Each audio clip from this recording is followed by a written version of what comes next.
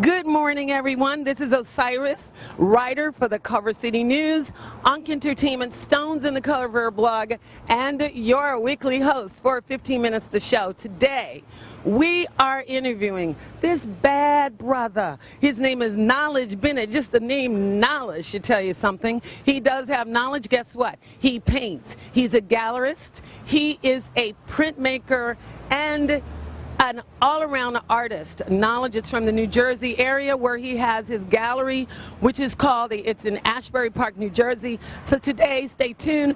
We're going to talk to Knowledge a little bit more about where he's coming from and why he's doing a collection called Cojones at the Bruce Lurie Gallery here in Cover City. Stay tuned. I'll be right back.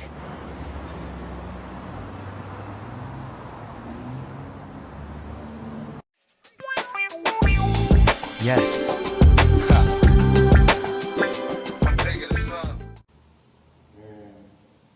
As promised, people, this is Osiris again, Cover City News, Ankh Entertainment, Stones in the Color blog, and 15 Minutes to Show. Check out who I'm standing next to, the man, Knowledge Bennett. And like I said, he is about to drop some knowledge. We are at the Bruce Lurie Gallery, where Knowledge is, his collection of legendary hip-hop masters is being featured, and he's going to talk to you a little bit about the process of what he does to make this happen. Now, I know a lot of people think this is simple. This is like some big blown-up posters, but trust me, it is not. It takes skills and know-how. So Knowledge, hit us on what you do and how you came about doing Cojones. All right, first of all, peace, everyone. My name is Knowledge Bennett. I'm here from Asbury Park, New Jersey, out in Los Angeles, California, at my exhibition here at the Bruce Lurie Gallery in Los Angeles, California, in the Gallery District. First of all, just to give you some background on this series here, it's a series I've been working on for the last year and a half, something that's very dear to my artistic creativity and my principles. And basically, the title is Cojones, and as you can see with some of the paintings here, we have legendary hip-hop artists, and I also brought in two other figures who are not from the hip-hop community, but have been influenced by the hip-hop community. But back to the image here, here we have Eric Wright, Eazy-E, as most came to know him, who was one of the leaders of NWA, rap group back in the late 80s, early 90s. And as you can see here, from the provocative stance that he has, where he's basically grabbing himself, you know, this is where the whole cojones concept comes from. The body itself, it was something that I've taken away from legendary rap artist Slick Rick, who was one of the most influential rappers in my childhood, and still to this day in hip hop, as far as having influence over all of these guys and the ones that still standing. Cojones, for me, represents a certain sense of courage and bravado and brass and just audacity and the ability to have confidence in yourself to go out and execute whatever it is that your dream is. You know, and it's something that, for me, also represents a set degree of masculinity, you know, from a man standpoint, you know, the ability to go out and provide for your family, protect, you know what I mean, and be a productive contributor to your community, you know. So basically, this is what this whole series represents for me. You know, it's something that's a little tongue-in-cheek for the average onlooker when they walk in, but you can't judge a book by its cover. You have to peel beneath the layers and understand it for what it really represents conceptually. Now, will you tell our audience what the word serigraphy means? I think that's how you say it. Serigraphy means. Serigraphy is a term used within the fine art world, which basically means silk screen or a screen print. It's a process that was made popular by legendary artist Andy Warhol, legendary pop artist Andy Warhol, back in the early 60s.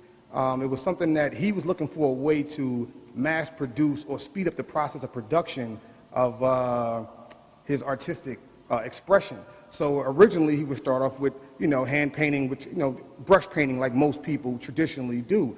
And he said, listen, I want to, not only do I want to reproduce these images, but I want to do it much faster. So it's a process where you use a screen, depending on what size the image is, it determines the size of the screen, and then use a chemical process, and then it's a light process, and it's a whole process that takes place similar to what takes place in the dark room, but it's almost like the opposite of that. Wow. You know, so you start from a positive to a negative, and then you print through the screen in order to get the positive. but it's also something that's archival, so therefore it's recognized within the fine art world as also being fine art, because it has the ability to be around for years and years and years. And that's what gives a lot of art its value, not only the aesthetic value of it, but also this ability to last throughout time, so it's something that could be passed down generation after generation or collected generation after generation on the secondary market, so therefore it has longevity, and there comes value. Yeah.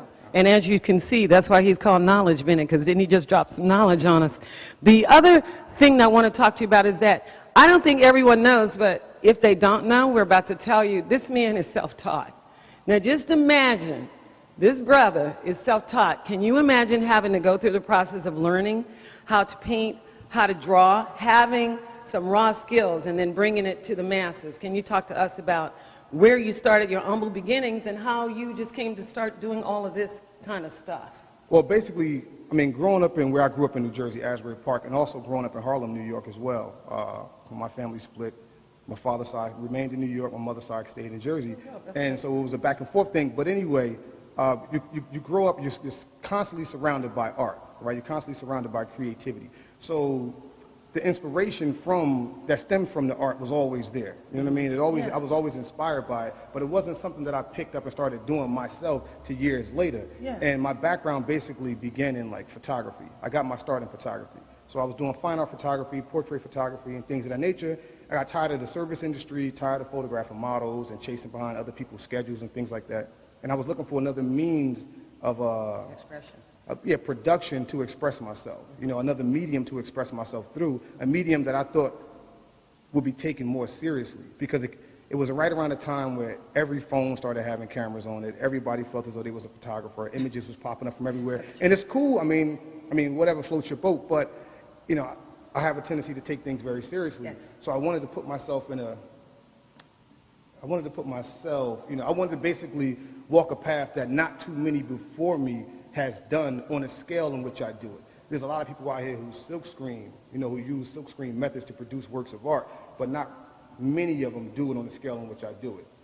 In what way? Like what, in this kind of size? Well, what happens is, normally you'll see a compilation of images, Yes. onto you can have a large canvas, but it'd be a bunch of small compilation of images that make up the overall image itself. Right. Where myself, I like one single image, and then if I choose to go in and basically practice more of a mixed media method and compile things on top of it or under it or whatever, I can do that as well. But I like for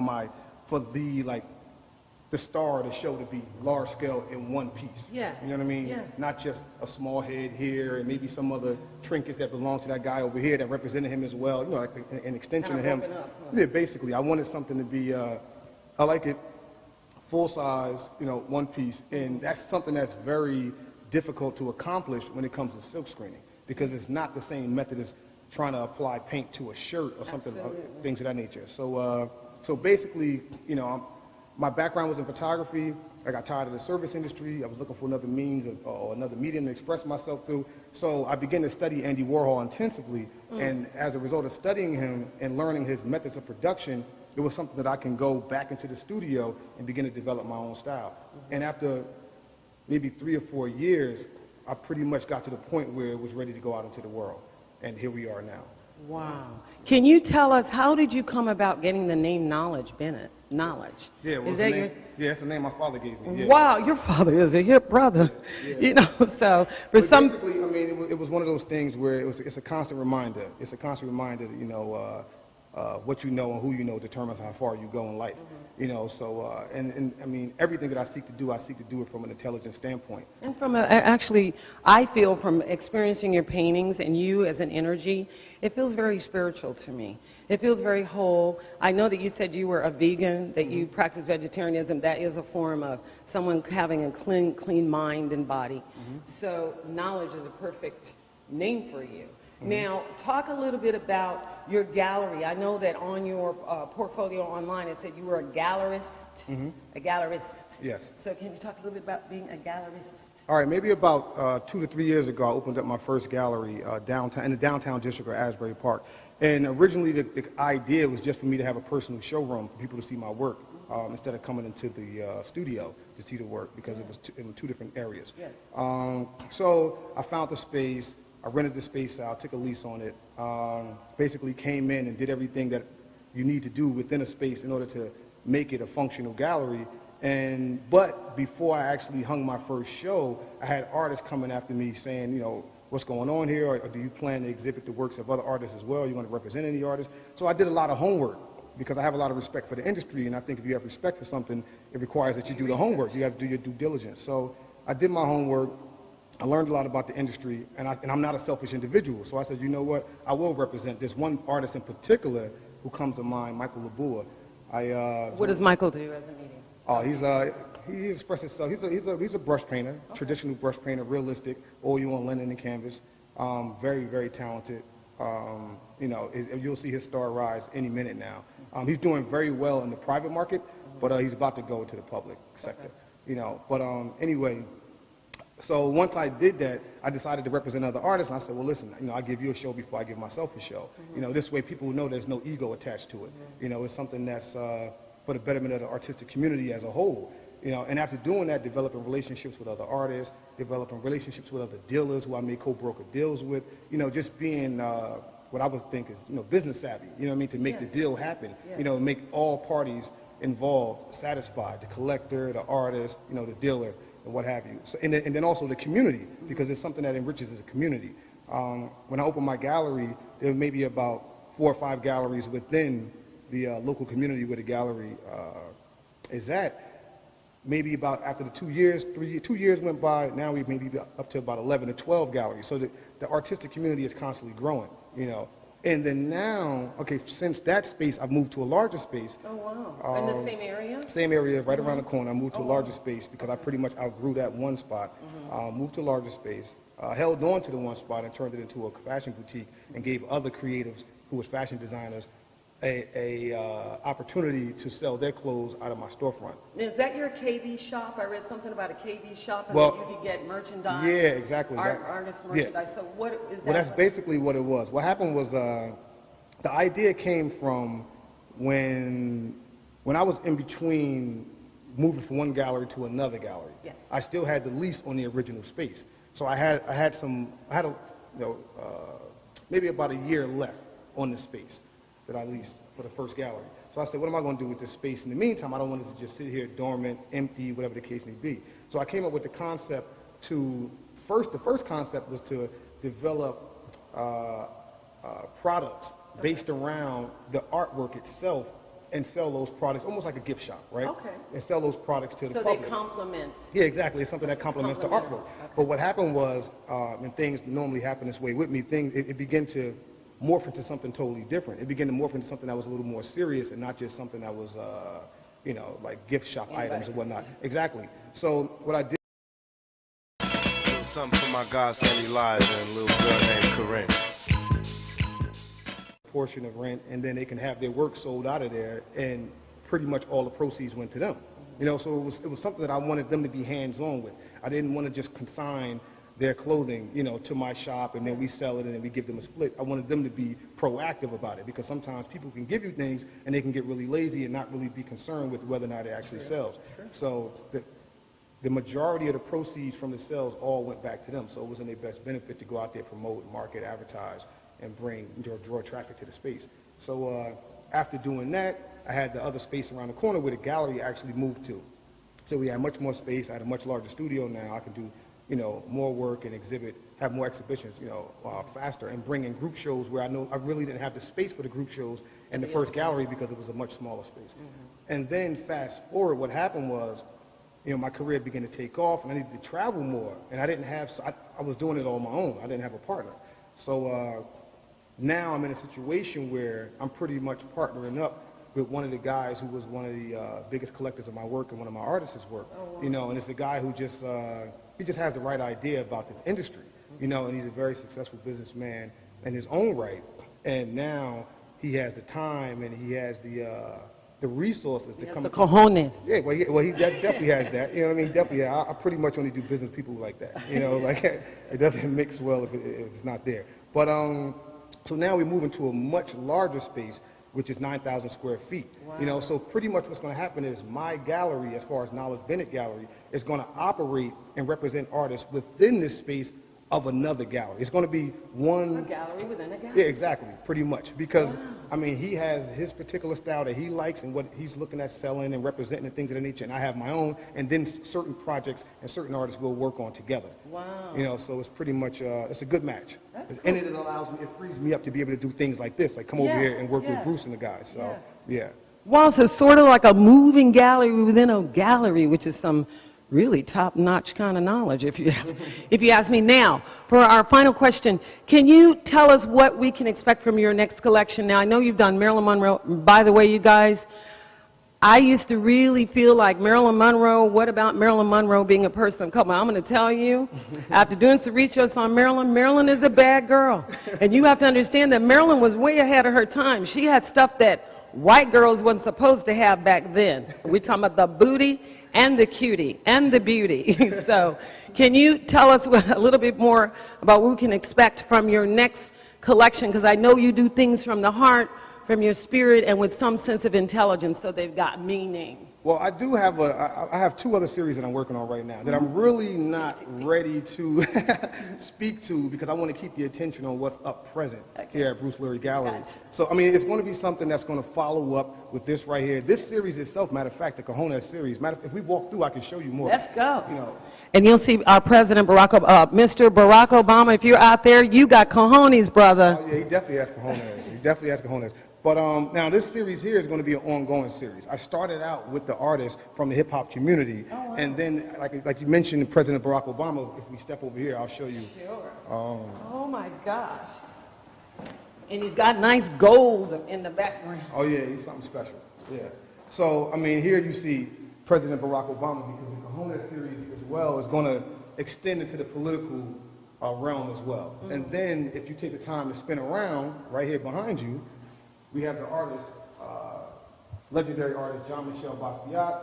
And the reason why I brought him in is because I'm going to be doing the Cojones creatives as well. Oh, wow. So other artists, you know, from the past who's had a very huge influence on my life. See, each one of these men that's on these walls, and I'll be doing women as well, with the same body. I was going to ask, if you had to do some girls with cojones, who would it be? Well, I mean, you guys will definitely see that coming soon. But basically, it's pretty much a testament to people who had some type of positive influence on my life, right? So pretty much inspired me to do some of the things that I'm doing right now and some of the things that I've yet to do that I will be doing in the future.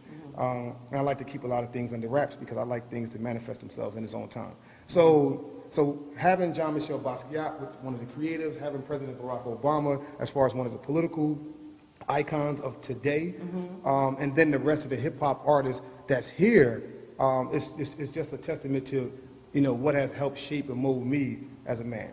And it's actually helped and shaped and molded America. Because I'm sorry, America was not hip until hip-hop came along, and that's the truth. You know, and everybody can dance, they got a little rhythm they can do and everything. So what I want you to do on the final thing, I want you to shout out and give us your website name, Bruce's website name, which is www.lurie, L like Larry, U like under, R Robert, I India, E Edward, gallery.com. Located here in Los Angeles, also covers city. What about your gallery? My gallery is knowledgebennetgallery.com. The gallery was once located downtown Asbury Park, all right, on the East Coast. We're moving now over to Red Bank, New Jersey, a couple towns away from Asbury Park. So I'm excited about all the things that's to come. And then as far as myself as an artist, because I wear a couple different hats. Yes. You know, I wear the dealer hat, I wear the gallerist hat, but I wear the artist hat. And here today, I'm wearing the artist hat. Yes. You know, and being represented by Bruce Lurie Gallery is such an opportunity. When I came in this gallery, I walked in here not even maybe 3 months ago. I walked in, I met the guys. I met Scott, I met Craig, I met Bruce. They are the boys. These guys took me in pretty much as a family member immediately. Like, we hit it off. I mean, they're New Yorkers. You know, I stem from over there. So we hit it off. We got to talking about things. We had a lot of, how can I put it? We shared a lot of common interests, right? So there was a common denominator there. Of course, the art was the common denominator, but it was things in our personal lives that matched up as well. You know, us being fathers, us being men who seek to contribute positively within our community. So it just came together and it made sense. Then I had the opportunity to meet their mother not too long ago. Wonderful lady, you know, and she took a liking to me immediately. You know, I mean, really, really, really cool guys. I mean, I met a lot of galleries here within, you know, the Culver City district or the Los Angeles area And I just hit it off with these guys, and it was just like a home run. You know, so we came, we saw, we conquered. The show was a success. It's going to be an ongoing, long-term relationship, and it's something that I look forward to. Love it. Definitely. These guys are the SH ... Okay, I'm just telling you that. So anyway, folks, this has been another wonderful day. I just can't tell you how much it is to have the experience of talking to an artist, gallerist, all-around business guy, and we are definitely in his art medium today with Cojones, his collection. If you haven't seen it, please grab some cojones and come down to Bruce Lurie Gallery and see the collection, go online and see what his gallery is all about in Asbury Park, as he said, and now Red Bank, New Jersey, which is where the new gallery is. And like I say, you know what everybody says? Everybody's famous for 15 minutes. Thank you. Coined by Andy Warhol. That's right.